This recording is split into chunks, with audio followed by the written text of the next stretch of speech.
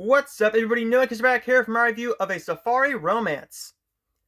A wildlife biologist working on fostering the protection of wildlife in Africa is forced to team up with a theme park designer who wants to create an over-the-top safari attraction. This film stars Andrew Walker and Brittany Bridstow. This film had the potential to be great. This is very similar to a film called Love on Safari with Lacey Chabert, and that's why I was looking forward to it. This is even from the same director. However, this film is not all that good. I think it is one of the weakest films that Hallmark has put out this year. However, it is not the worst. There are a couple others that I thought were weaker, but this film should have been great. And let's get into why. You had the overall atmosphere. You had the beautiful cinematography. You had two lead stars who we know and love on Hallmark Channel. Andrew Walker has been a staple on this channel for many years and will continue to be a star for many, many years. I will still look forward to everything he does, even if this one wasn't all that good for me. Andrew Walker and Brittany Bridstow did a great job with these characters. Their acting was really good, I thought. I like the costumes in this. I like the cinematography. But what really does not work is the overall story and the chemistry between our two stars here. I hate saying that because I want a good chemistry between Andrew Walker and Brittany Bridstow because I really do enjoy both these stars. I love Brittany Bridstow. She had a great film earlier this year. Andrew Walker has had phenomenal films. Specifically last year, he had a fantastic film with Three Wise Men and a Baby. But this film, I didn't like the story. I thought the story moved at a snail's pace. It felt like very little was actually going on. I didn't feel like there was much of a climax here or much to really latch onto to really feel for the characters. I wanted more story than we got. I wanted better chemistry than we got. I didn't really enjoy the animals in here because the animals weren't really in this a whole lot. I thought they were more focused on in Love on Safari, but also Lacey Chabert had great chemistry with her lead star. I believe it was John Core was in there. I believe it was John Core. But she made that film way better than it actually was. But the chemistry was there. The actual story was there. The climax was there. Everything was there. This film has almost nothing going for it besides its phenomenal cinematography, good acting between our two stars, but good acting does not make good chemistry. You can't force chemistry on screen. You can't force it. There's no way to actually force good on-screen romantic chemistry. It's either there or it's not. And I want to say that I really enjoyed this film, but I can't say that. I cannot say that. This film did do very well in the ratings, though. It is the most watched film in at least a couple of weeks.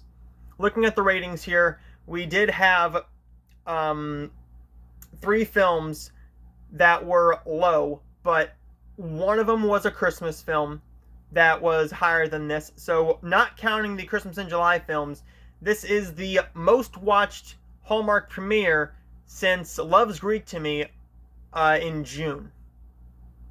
And we are in August now. This is not great ratings, but you gotta think. There's DVRing, there's Friendly, there's Peacock, there's other ways to watch this now instead of just watching it on cable. And I don't know I have no idea how the ratings are even looked at on here. I don't know if it's Friendly and the Peacock Live aspect or if it's just cable. Because if it's cable, then that's fair. But I think Friendly has a lot more and DVRing has a lot more, and I don't think they look at that. I think they look at who watched it on the night it premiered. This got a 1.50. That's not bad. That's not bad compared to some of these other numbers with 1.18, 1.23, 1.39, 1.40.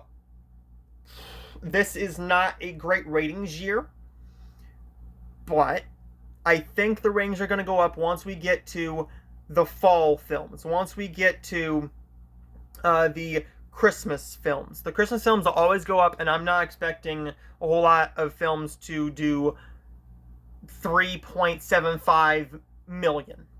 I'm not expecting it to do 3.75 million every single film because that's just not realistic. It's not. But I enjoyed this film for the cinematography and the acting, but it's not a good film. I do not see myself rewatching this one unless I get in the mood to maybe do like a double feature of Love on Safari and A Safari Romance maybe sometime. But Love on Safari is definitely the better film. I think the chemistry was there. I thought you could have done a lot more with this. Maybe make it a sequel, because Brittany Bristow was in Love on Safari. But I think you could have made this a sequel to it. I don't know what went wrong with this film. I really don't. I wish I loved this, but I didn't. And with all that being said, not a awful film, but definitely not a very good one either. Andrew Walker and Brittany Bristow did a great job. The cinematography is there, and the animals are cute. But the overall story was very uninteresting, and very little happened in this film, I thought, with very little to the overall climax and just attachment to the characters.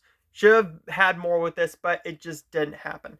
How will Never Too Late to Celebrate and The More Love Grows be? We will see those. Actually, they're premiering this weekend, but I will have my reviews up for those next week, so we will see how those go. But I'm going to give I'm so sorry, I almost said Love on Safari. I'm going to give A Safari Romance 2 out of 5 stars, and on my grading scale, I'm going to give A Safari Romance a C-. Thank you guys for watching this video, and I will see you guys next time.